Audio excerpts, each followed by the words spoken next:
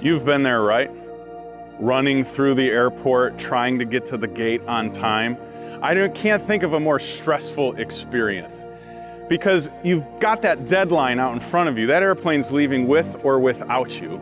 So you're trying to get there, but you're trying to get there carrying all of your luggage. And if you're anything like my family, that's a lot of luggage. You've got one slung over you this way, another this way. You're carrying 2 rollers behind you, and there might even be a kid riding on one of those rollers. It's intense. And this thought goes through my head, maybe yours too. What if I just left all this? What if I just got on the airplane and went on my trip and bought all new stuff when I got there? You and I both know you can't do that, right? You can't just leave luggage behind. 1, there's a security problem with that, but 2, there's important stuff in that bag. Your identity's in there. Who you are is represented inside of that roller bag. Your sense of security and tie to home, what keeps you grounded while you're out traveling around the world, that's in that bag too. Even your few possessions when you're out are all in that bag, so it's important. You can't leave it even if you wanted to. It's almost as if you're chained to it, whether you like it or not. You gotta bring it. And I think that's how a lot of us live life, isn't it? We're chained to the things that make us us.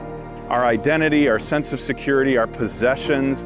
And there's this feeling like even if I wanted to leave those things behind and live a different life, I couldn't. That's most people's struggle with Christianity.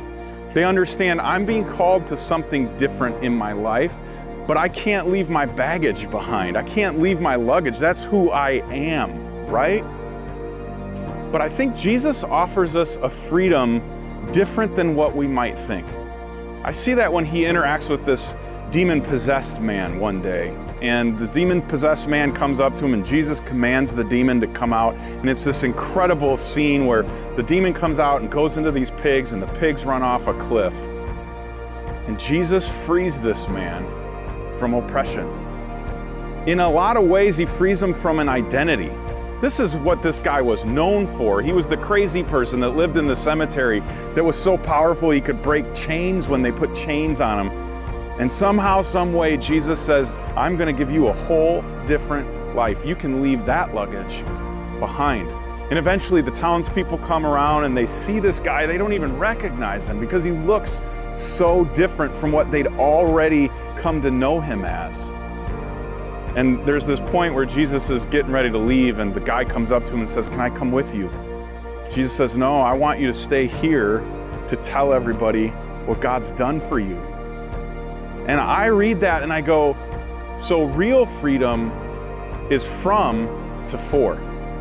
It's not just he got freed to do whatever he wanted and no answers to anything. He just was free. It was now he had purpose, now he had meaning, now he had a reason. That's what Jesus does. He frees us from the stuff that holds us back and limits us to a life that's with purpose. Think of it like this, it's a frame around a picture. That frame in some ways feels like it limits the picture, it's the boundaries, right? But maybe it's the highlight.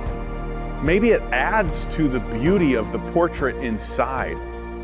And so the portrait's free to be all that it is, highlighted by its purpose in the frame. And maybe, just maybe, that's what Jesus calls you to, a life of freedom for a purpose. Maybe real freedom is from to for.